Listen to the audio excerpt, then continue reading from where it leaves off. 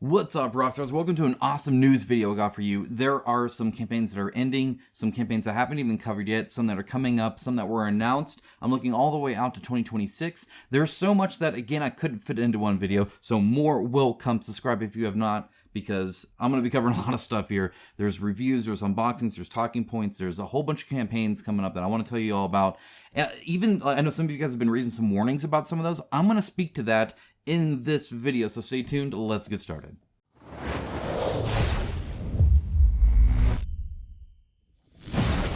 All right, now we do have a lot to go over. I mean, there's actually quite a bit, and I want to be able to say a fair bit about some of these. Some of these are going to be a little bit quick. I'm just, hey, FYI, this is coming up. We don't know a whole bunch about it. And some of these I've taken particular interest in, or I want to speak on because I see some warning signs, or I see some good things or bad things or whatever. I'll let you know, of course. But before we get into that, I do want to give a huge shout out to Into the AM, the sponsor of today's video. You can save 10% on top of their site-wide 60% off sale that's happening right now using the link in the description below. You can use my code. It helps the channel out. It'll help you save even more. That's up to 70% off. That's a huge amount that you can save just by using the link in the description below. I'm using one of their shirts right now.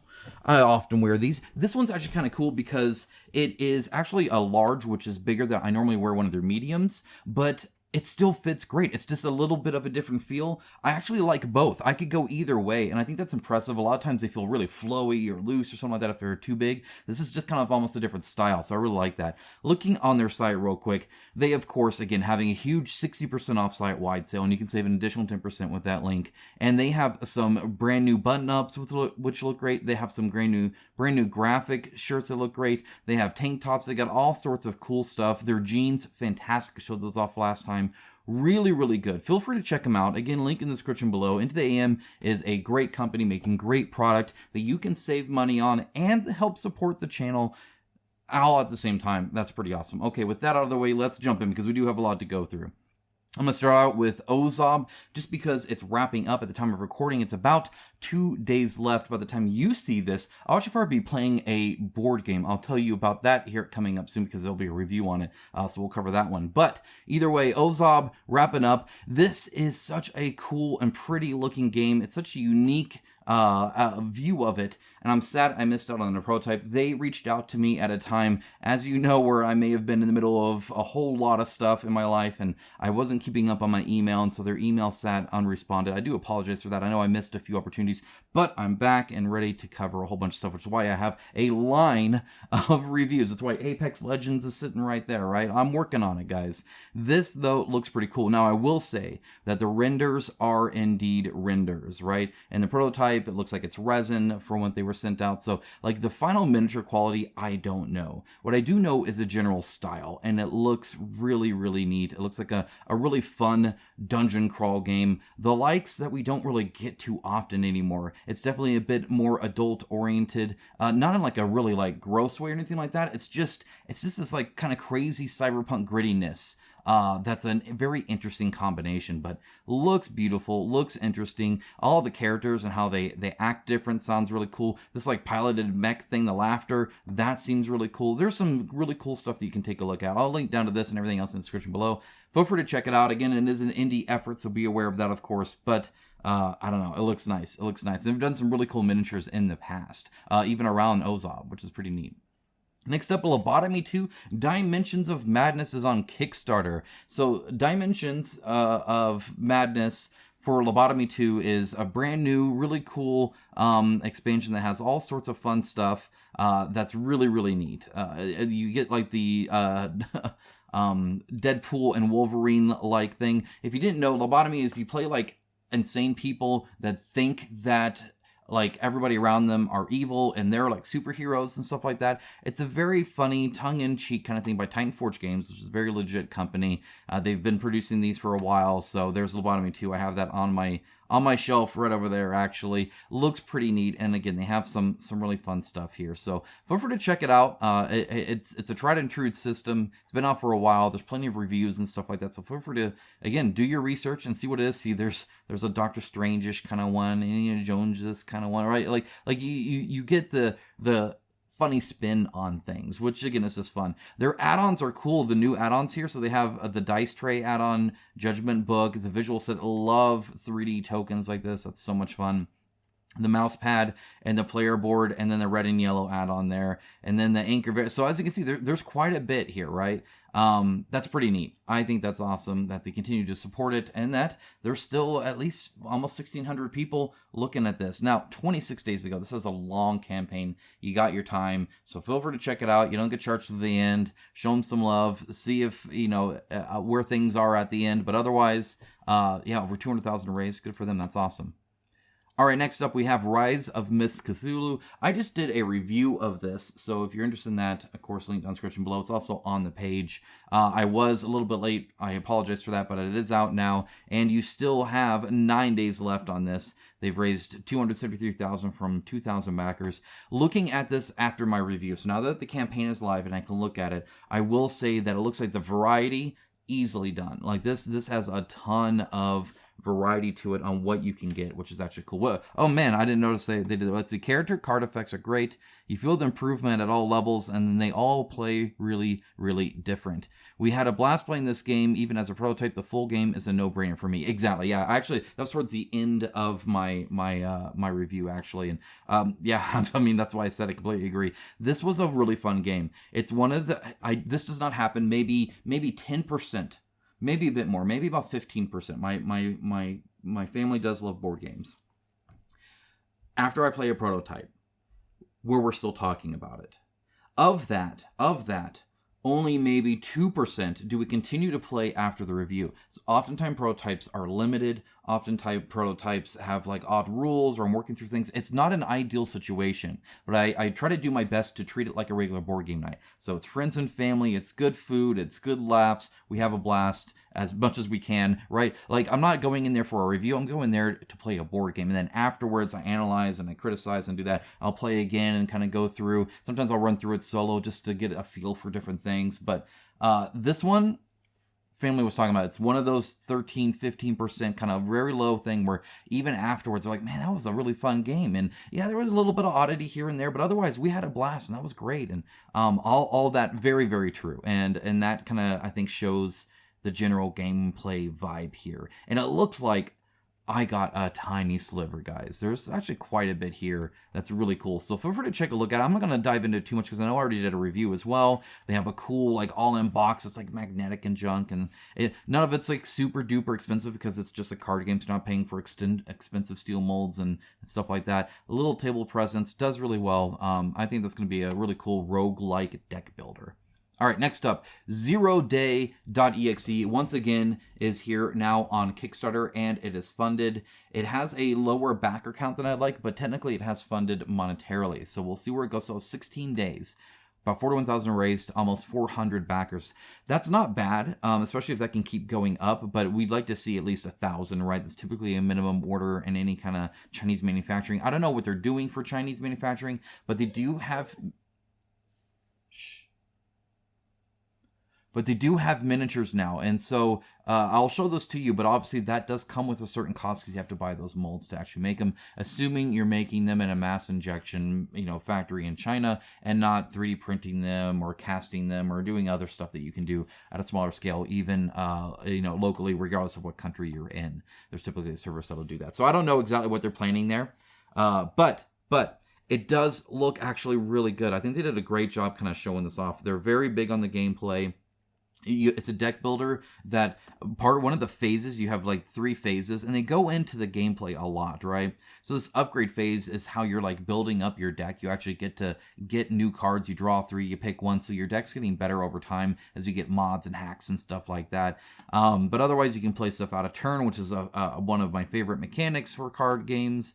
It looks like the cards actually do quite a bit, which is kind of interesting, that it's not just like a very simple thing. It's like, it's a little bit more of a, hey, do this and do that. And there's multiple things to make this kind of unique for it. But otherwise it's kind of like a dungeon crawl, and you're going through different scenario maps. You can see the maps here, very brightly colored, right? Glowy, stuff like that. It is a bit hexy for me in that I think the overlay of the overall design makes it seem a bit hexy. Maybe I don't know if it's hexy a word. It is now. But overall, I think this looks like a very solid effort. It looks like a really cool game, and I hope that they succeed quite well, because it looks like they're really, really trying there. $87 for the base pledge. The deluxe pledge, you get 170 to get these minis. I want to show off these minis here. As you can see, they're doing the effects one, so there are two different plastics. One's a little bit of a tinted clear plastic. The other one's a regular plastic. Obviously, they put a little bit of a glow here. You're not going to have a glow unless you add that, right? But it is there, and those look pretty cool. You just get the ones for the I think the 6 heroes you get. I think they have an expansion with 2 other heroes, if I remember correctly. So anyway, 16 days left to go on ZeroDay.exe. Hopefully they continue to see success, because I like the cyberpunk theme, and I think the style of game that they're trying to go, where it's fun and affordable and just a good time, right? Okay. Wrapping up, again, 2 days left on this one. This is the Megan 2.0. That's pretty much what I game on almost every single time we do. It's on this game table here. I have the Megan Medium. They have a whole bunch of options. It looks pretty much just like that. Fantastic. Really solid company. Really solid construction. Affordable for a board game table. It's not some crazy thing where it's made by like endangered bamboo species they like ripped out of panda's hands or some weird junk. It's like just it's utilitarian but still quite nice and elegant. And I think it's actually almost like the perfect medium, right? That's by Geek and Son, and again, I've spoken to them, and they're definitely gamers. They understand some of the nice things that are good for gamers, and they have some really cool new add-ons. So I did want to kind of highlight that. They have a ton of different options, and again, this is all they can build this pretty much all the same way, so it's kind of customized to you, but at the same time, they don't have like a bajillion different manufacturing methods that drives up costs and stuff like that, right? The Megan Crown, by the way, is what you want if you are a like Warhammer gamer. That's kind of what you're looking at.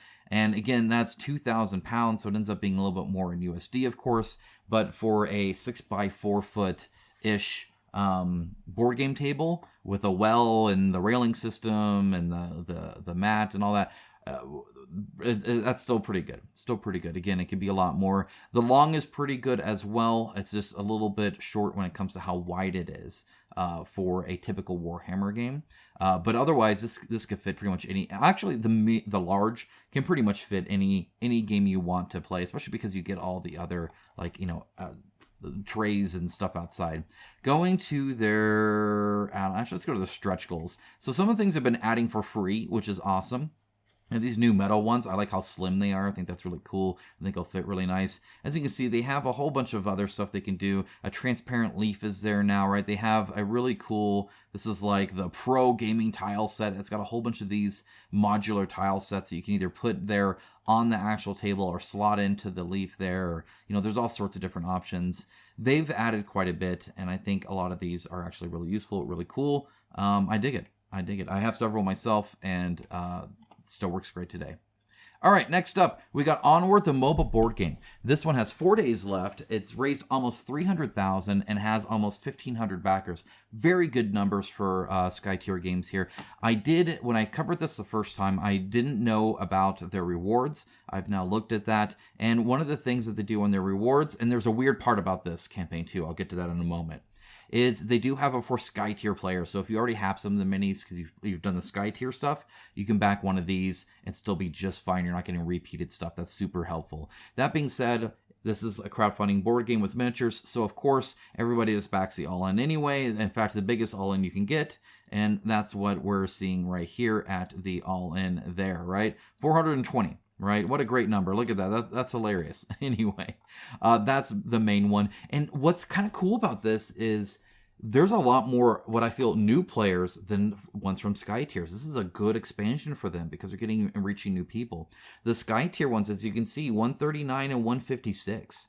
So that's a decent amount for how much backers they have, but it shows that a lot of these people are brand new to it, and that's really cool. I think that's awesome. And if they end up liking this, if they have a great experience, they can always go back and still try Sky Tier. I think that's a big win for them. That's really cool. I think either one is good, right? I mean, at the end of the day, it's just kind of interesting. If you have a lot of backers from the previous one, great. That means they're still digging this, they're still liking that, right?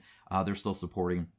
If you have a lot of new ones, and that means, hey, you reached a new audience. That's super cool. They didn't even have Sky Tier. Now they're getting this. I think that's awesome. Sky Tier's been around long enough to where some people could have sold it off after a while, after playing it a whole bunch, right? We don't always keep games forever, and now they're coming back in for the MOBA. Either way, very cool, very cool. Okay. This is the last live one I'm showing, and it's upon request. I've shown this off before, and several of you guys have been commenting about G.I. Joe Operation Cobra by OC Games, specifically some red flags. Red flags as in fairly new company and big IP, suddenly making a lot of money. There is a batting average of maybe like 6% when it comes to that. Very, very few companies and games do well with this, where they have a big miniature game that's IP based, that they've never really done anything like this before. They don't really have a history. That's really, really rough, right? It's extremely tough to do that, to scale, to do. I mean, suddenly now for over 2,000 backers, right? They have to make this and deliver it across the world. They have to do other logistics, right? Hopefully the money all works out and divvies out the same way, especially for an IP thing. There's no big delays with dealing with the IP owner and finalized, approvals and all that kind of junk. It could be a mess. And I've seen way more often than not it be a bad thing. That being said, there are companies that have done it quite well. In fact, it's becoming more and more common to be able to do it well. A lot of developers talk to other developers, and they have not like support groups. That sounds weird, but hey, how'd you deal with this, or how'd you lay that out and stuff like that. They talk all the time, and you go to even a convention, they'll do the same thing. They'll go out drinking, they'll have dinner, they'll talk, right? They'll game, and they'll compare notes, right? So I think board game creators have gotten a little bit better at it, but it is a low. That is definitely, anytime I see that, that's a caution, right? We see it time and time and time and time again. In fact, even Monolith back in the day when they did the same with Conan, they really struggled to the point where at first they didn't even support all their stretch goals. They had stuff there that they didn't even use in the game. It was useless to have. That's how kind of messed up it was. Now eventually they supported it and did well, but it was rough. The other thing you guys have mentioned is that they didn't send out any prototypes and do any of like gameplay videos with those prototypes, any reviews and stuff like that. The one thing I'll say here, and this is something I'm probably going to say multiple times in this video, I'm very disappointed in the lack of market research that some companies do. And when I mean by market research, I don't mean market as in what does the market expect. I mean market as in when you're marketing out your stuff for sale, when you're peddling your wares, right? When you're showing them off, what does the market need from you for that? Because if you had even a hint of an idea of what backers are right now, you guys correct me if I'm wrong, but we're a little bit more tight with our money. We're a little bit more cautious, and we are actually looking for not only no red flags, but a lot of green flags to back, because we've been burned, we've lost money. Either we're brand new and we're seeing all the kind of fuss, or we're old veterans and we need some like therapy because we've been through a lot. We have had a lot of even well-intentioned, nonetheless ill-will-intentioned developers really screw us over and not give the stuff that we paid for. And it's not because they they tried their hardest. It's because they were just kind of scummy, right?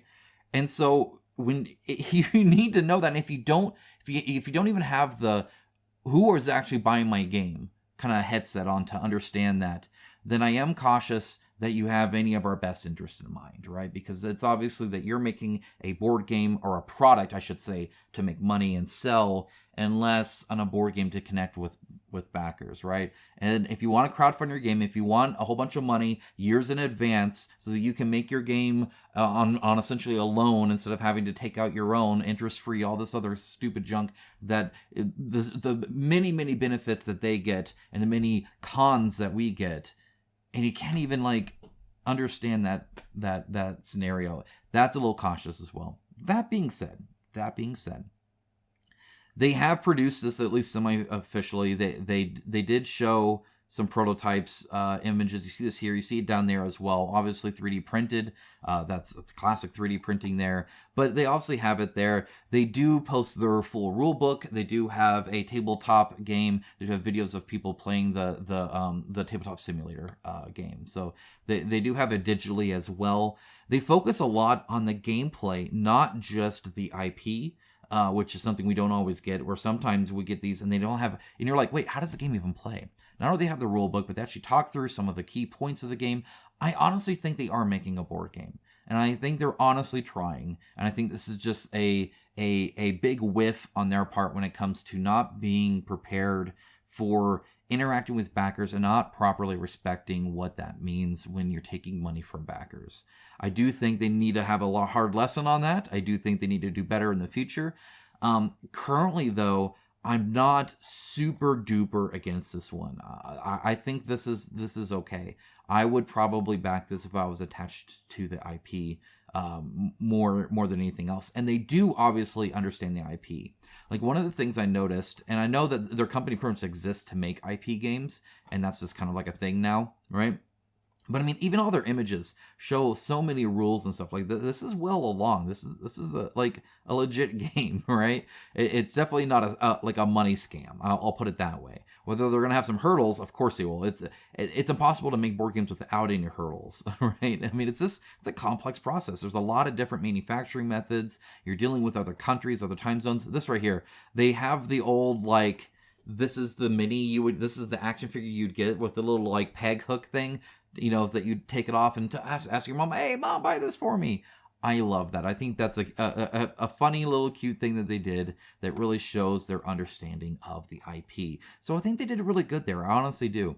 Yeah, it's not perfect. It's not great in that regard. They should have sent out prototypes. They should have had reviews set up. They should have done a whole lot of stuff. Will they ever? I don't know. Maybe they're going to run their company like come on and be super distant and not really connect with backers. I don't know.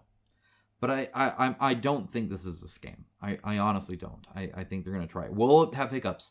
Almost guaranteed. Like I said, the batting average of a smooth sailing delivering an IP game at your start, that's rough. That is rough. It's hard. Will they be able to do it? Don't know. I guess we'll see. Obviously, be smart with your money. But personally, I'm not actually too concerned with this one. At least not from what I saw. Feel free to share in the comments below if I've missed something. Okay, quick update on Bloodwork. I covered this before for my demo games. I said, hey guys, this looks a lot like Storm Sunder. Are they working with Lazy Squire Games? Because the miniature design looks very, very close. Some of the gameplay mechanics seem kind of close. So I was like, what the heck's going on with this, right? That seems kind of cautious. And essentially, I heard back from them. I heard back from others. And according to them, they did some work for Lazy Squire Games as contract work, essentially. Just we're not invested or anything like that. And now they split off and did their own thing here for iDemo Games with Bloodwork. There's two things I'm struggling with. First of all, they're very adamant about not officially stating that in a post or in the FAQ or anything like that. They'll respond to some comments and do some stuff like that, but otherwise they're not super open about it. And once again, just like I said, I've mentioned this several times. I feel like that's a big disconnect from backers. That's very much them focused on their product, on their company, on their image, on whatever, and less on where are backers coming from? And this is why I do this channel, guys. This is why. Because we don't have a big voice, right? I know a lot of you developers are watching because you're trying to see what the vibe is from at least the people that tend to kind of more or less align with some of the thoughts that I have, some of the opinions I have. Obviously, backers are not all created equal. We all have a variety of viewpoints on things, and that's fantastic. Even a lot of you guys watching me continually think for yourselves, and I think that's awesome. Don't just follow what I say. However, I do think in general there is a disconnect. And it's very hard to fight, right? Because you just have this company mindset and you're focused on that. And if you didn't, you wouldn't make any money. You got to run a business. I get it. But you can run a business and still, I think, understand the market you're playing in. And the market you're playing in is if you launch a campaign on GameFound and have it look even remotely like you're working with Lazy Squire Games, you're going to get kickback. And if you didn't realize you would, then it's obvious that there's that disconnect. You're just not getting it. You just don't understand the people that would give you money, where they're coming from, right? Because I feel like it would take any amount of research to know, hey, we probably need to send a prototype for reviews, right? G.I. Joe, they should have done that. Any amount of research kind of shows that if you're thinking about what backers need, not necessarily what makes your campaign sell well, because they got all the graphics and all the animations and stuff like that. Same thing for here. They got the pretty renders, they got a little bit of the gameplay, they got the cards, they got the nice artwork, right? They have all of that, but then they didn't get the whole fact that, like, if I look like this company is like not good right now, and a lot of people are upset about it. And every time I look at a campaign that deals with them, one of my former employers, there's a whole bunch of negativity around it. Maybe I should make a statement on it. So it just shows that disconnect, and that really concerns me. You can believe them or not on how connected they are. Some people have said that there's more connection than just what they're claiming. They obviously claim that there's not very much connection. The hard part is, and maybe you guys, this is a little bit of a behind the scenes. This is a little bit of a, let's take a step back. I'm about to move off on this, by the way, and show you some other really cool stuff. But I talk with a lot of developers, and a lot of developers reach out to me. It is in their best interest to have me on their side, right? And I get this at like work too, right? So I'm a manager at work, and so you get this kind of like, you don't get as real of an interaction as you would normally with anybody that like reports to you or that you could influence, right? Because you're the boss. And so there's that little bit of manager mode that they all kind of hit, that everybody does with their manager, right? Or with somebody that's in charge, right? Whether it's talking to a person of authority, or whether it's talking to management, or whether it's talking to somebody who could cover your game and tell thousands of people how they feel. It makes sense. Leo used to reach out to me, and you guys remember, I started out very much believing pretty much anything that was told to me. I just assumed people are telling me the truth. There is no real bias. There's no complete, there's no misunderstanding or anything like that. Obviously, I can't view every interaction like that. So just because the developer says, hey, it's cool, I promise, doesn't mean I can inherently, in fact, I wouldn't really be doing my job here if I just inherently did believe them, right? And so I guess do your own research by all means. All I'll say is that they should have known this was going to happen. The moment they look like it, the moment they have a lot of similarities in gameplay between them and Storm Thunder, between them and Lazy Square Games, it was bound to happen. If it surprises you at all, if you're not ready to, or prepared to respond to it, you should have, figured out what backers are actually looking for here on GameFound, because typically it's avoiding things that look like this, right? Now, does Bloodwork look cool? I think it looks cool. I think Storm Thunder looked cool. I think Wild Ascent looked cool, right? So does it look cool? Heck yeah, I think it does. Will it be okay? Maybe, probably. I don't know.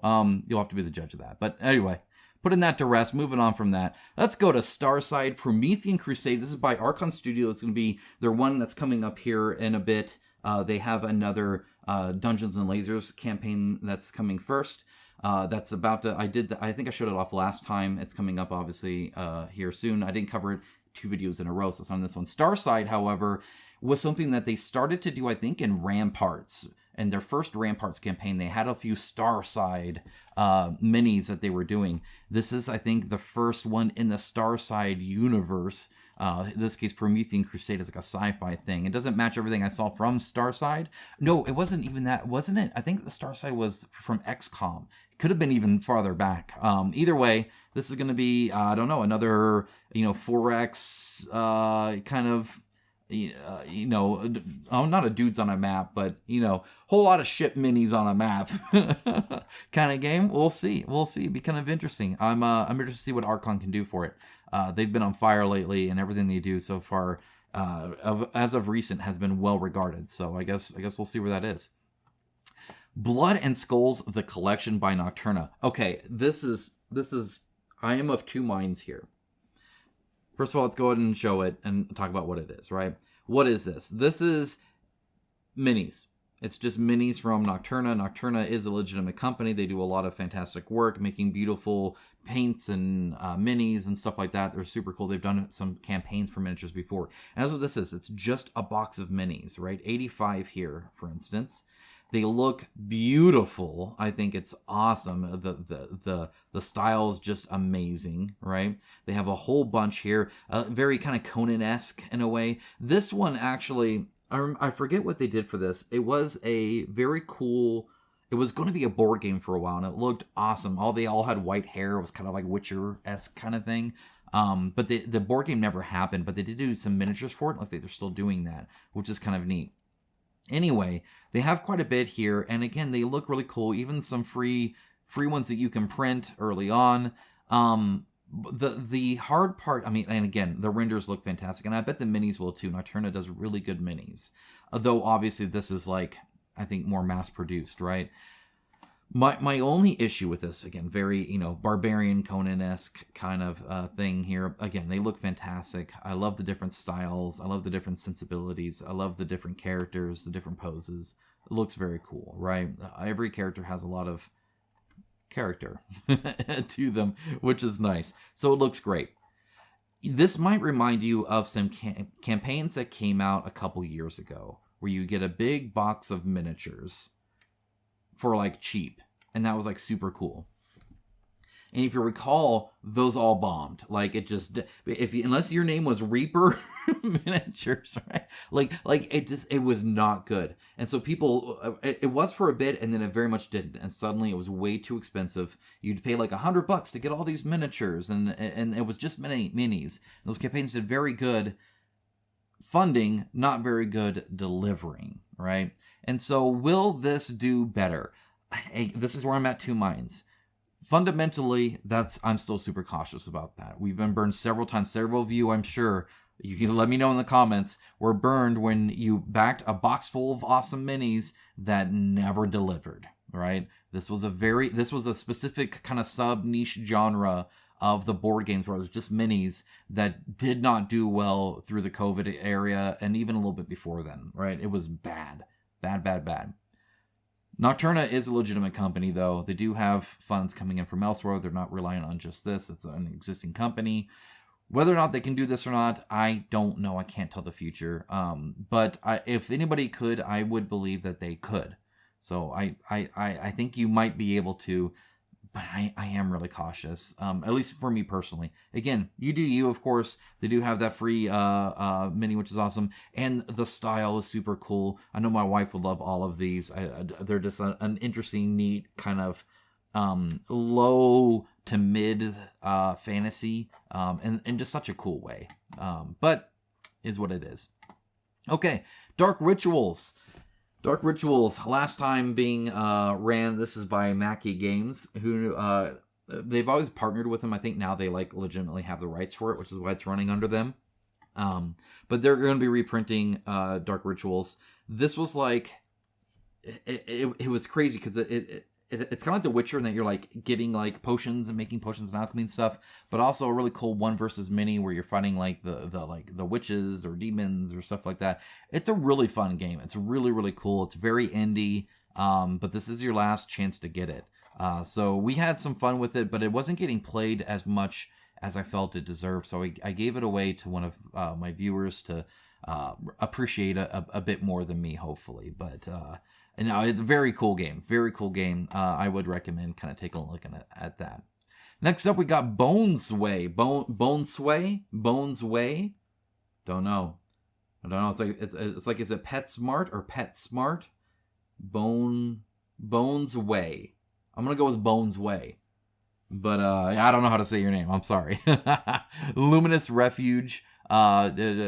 This is kind of neat. The style's really cool. This is by Red Kingdom Games. It looks awesome. The actual like gameplay seems pretty neat. It's one of those things where again you're playing in the book, right? It's a story / decision narrative kind of dungeon crawl, right? So it's like a lot of those, if that makes sense. But it looks like it just is going to be really, really unique in the style, right? This kind of reminds me of almost like the Rage video game, like the second one, right? That was kind of like very different than the first one, but also just kind of like wastelandy, but crazy and bright colored as well, right? That's what this looks like to me. They're being smart about the production though, with like standee enemies, and you can get boss minis and stuff like that. Everything here looks fairly doable. It's obviously still a render, of course, and not the real thing. There are some things, obviously, that aren't going to last, like... Thank you! Who are you? Board Game Hangover. Thank God. Somebody can smile while playing a board game. I'm going to call you out again. Board Game Co. Alex. Smile. You never smile. Every thumbnail I see of you, you look kind of grumpy, and I know you're not. I know you have a great time with this. I know you love what you do. You gotta smile. You gotta have a great time playing board. We're talking about board games here. It's not the end of the world. We're having a great time. I almost want to, like, I've mentioned this before in a past video, like years ago, where they were showing play tests of people playing their game, and every single picture, people were laughing and smiling. Like, there were people doing this, and that's why I play games. That's why I avoid Euros. I don't want to, like, put on my monocle and sip my tea and contemplate which of the 18 million mechanics I'm going to interact with. I want to, like, laugh and make jokes that are inappropriate with my friends and family and just have a great time playing a board game, chucking some dice, playing some cards, having a blast, interacting with other human beings. It's a great time. I almost like to me, that's the best advertising, is just seeing people happy around a table with a board game on it. Like, that's what I want. That's what I'm buying into. If I'm buying BONESWAY, whichever one this is, that's what I'm buying into, is a good time around the table. You gotta smile. It's important, guys. Have a great time. The style looks cool. It does. I mean, they even got like the pink background, right, with like the blue, like they're almost like an 80s kind of techno vibe, right, in a way, but kind of wastelandy, which is again why I kind of put it towards that almost Rage 2 kind of scenario. But yeah, I don't know everything about it, so we gotta have to look into this more. Let me know if you know anything about it. You do get this cool free gift if you follow, though. Kind of cute. So why not? Anyway, that's coming out here soon. Next up, we have Final Titan. Final Titan is by Nerdlag Games. I've covered a few of their games in the past, I believe. And this one is looking pretty cool. It is on my table over there. And while you're watching this, I'm probably currently playing it. I got family coming over tomorrow. This is when this video is coming out. I'll edit it right after filming. And we're going to be playing Final Titan. I'm excited to kind of play it. I have the prototype here with me. So yeah, this one is kind of neat. You essentially, like, you pick your, like, team of Titans, and you have to, like, draft it out and stuff like that. I'm wrapping up finishing the rules, though you can see them here today, just to make sure. If I read them too early, I've had it for a bit, but if I read it too early, I'm going to forget. So I have to, like, read it, like, right before. Are any of you like that too? My biggest complaint about board games is if I haven't played the game in a while, I pretty much have to reread the rule book, or I'm going to play it wrong. It's just I don't retain this information as well as I should, unless I've played it a whole lot, like Magic the Gathering or something like that. All right, either way, that's coming out here soon. Looks pretty fun. All right, next up, we have some announcements of Monolith. Monolith is going to have a big 2025 if they end up doing all this. I think the last time they announced a year's worth of stuff, they ended up, like, moving one of them out, so it was like one less. It'll be interesting to see. Some of this is, I think, more okay than others. So they have the Champions of Rokugan, right? Which is it's set in a existing IP, I believe. But it looks pretty cool. I'm going to link down to this, this page. You can go to all the individual pages, of course, and watch the video and the live stream and all that stuff. I'm not going to, like, go through all of it, but as you can see, the minis look cool. It's a very cool style. I love the Asian theme around it. Looks awesome. Next up, they have Berserk, the board game. I mean, instantly, right? This is one of the main inspirations for Kingdom Death Monster, if that tells you anything. Like, they took a lot of aesthetic and vibe feel from this. However, it was a manga that then was put into an anime, which then got an updated anime. But literally right now, you could pretty much go to Walmart, and I believe they have, like, a leather-bound collector's I can't say it right now. A collection of all the manga for Berserk. Like, literally, I've almost grabbed it twice. I'll probably have to grab it just so I know more of what I'm talking about. I've read some of it a long time ago, but I need to refresh. So, and then they have Reich Busters. I have that right here. I'm interested to see. This is their next one, right? April 2nd. It's come up here real soon. I'm interested to see what they changed. So I'll let you know. Will I find the noise mechanic just as annoying where I check for nothing to happen? I doubt it. Hopefully they fix that. If not, they're going to have a bad time with my review because I'm going to yell about that again. And then they have the Mythic Battles, both Pantheon and Ragnarok role-playing games. So they have the RPG as well. This one's kind of an easy in for them. This one's kind of an easy in for them. These are the two ones that I think they're having to do a lot of new stuff on, if that makes sense, right?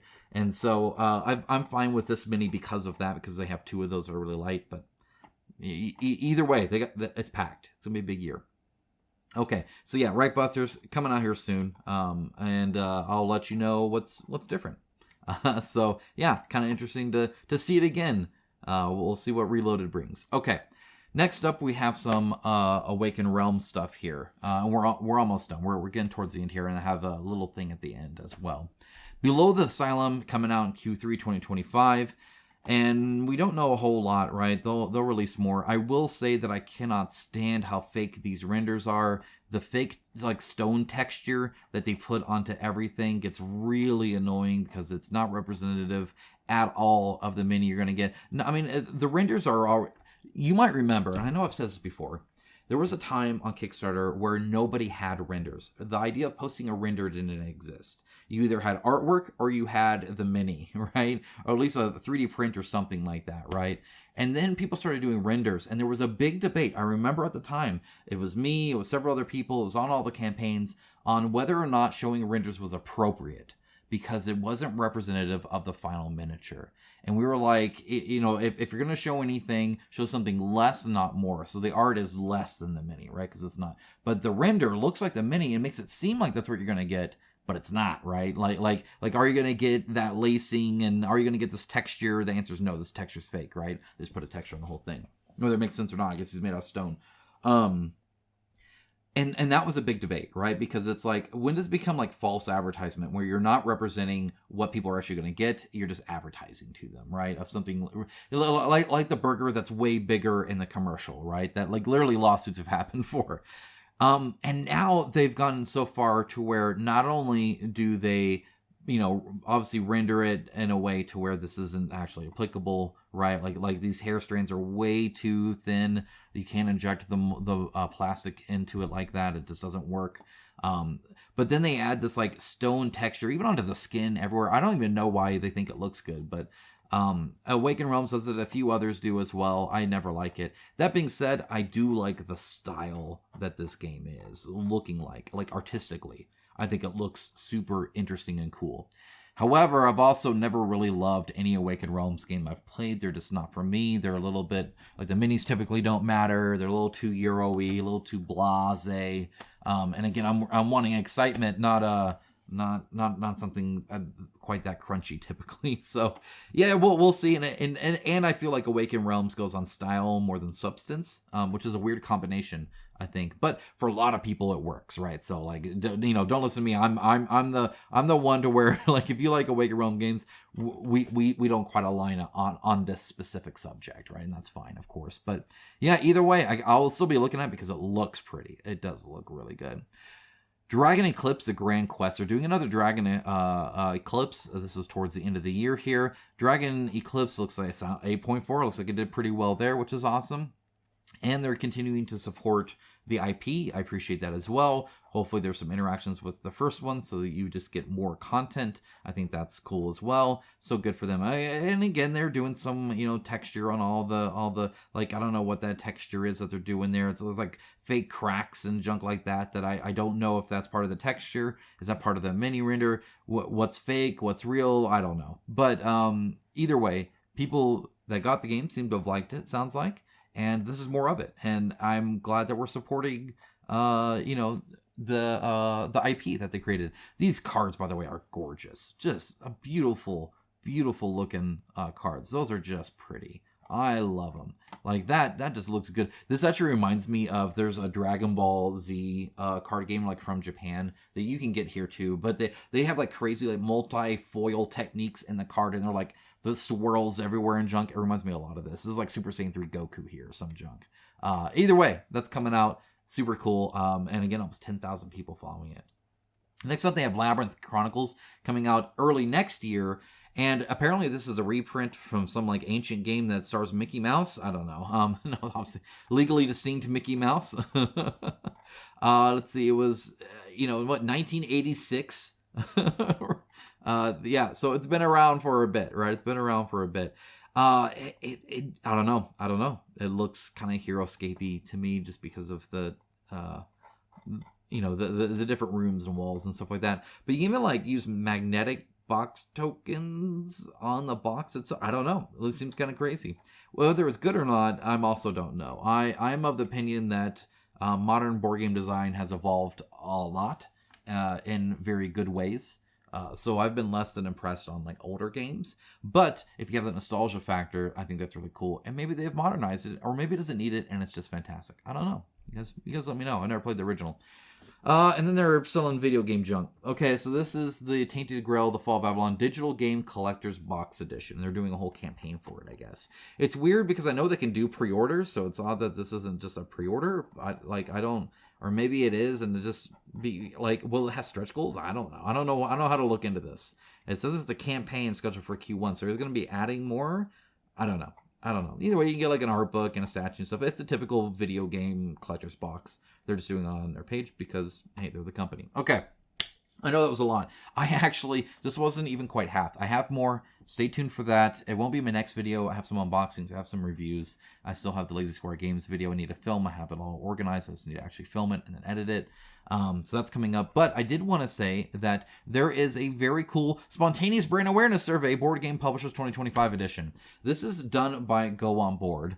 And they actually share it with the rest of the industry. They've even shared the results with me, and it allows me to know what you guys are thinking of. It's only just what board game companies can you think of, right? It's a very quick way to answer that. They'll sort through it, just comma separate it. There's a link down below to this. Feel free to take it. It'll take a couple minutes of your time, and it really helps people. Like any data is, I'm a very data driven guy, so it'd be interesting to see, and maybe I'll share that with you, my viewers. What was the top 10 companies that like off the top of your head, right? I think that's I like this. I think that's cool, right? Something monkey, right? So even like don't do something monkey, right? Like, just if you know what you do. But either way, it'll be super cool. So yeah, feel free to do that if you feel so inclined. Guys, thank you so much. I appreciate it. I've been sick for a couple days, running a fever. I still have a mild one. My throat's actually pretty okay. It just kind of burns a bit. And this is the most I've talked actually in a while. But luckily I was able to get through it for you guys. I again, appreciate you guys always being here. It's been years now of me covering this kind of stuff for you, talking about the industry through its ups and its downs, its swings back and forth, its highs and its lows. And I appreciate all you guys. You guys are great. Supporters, Patreon, YouTube membership, obviously amazing. Love you guys on Discord. But even you regular, thumbs uppers and commenters and subscribers, really appreciate it. Thank you guys. Thank you so much. All right, take care. Bye, guys.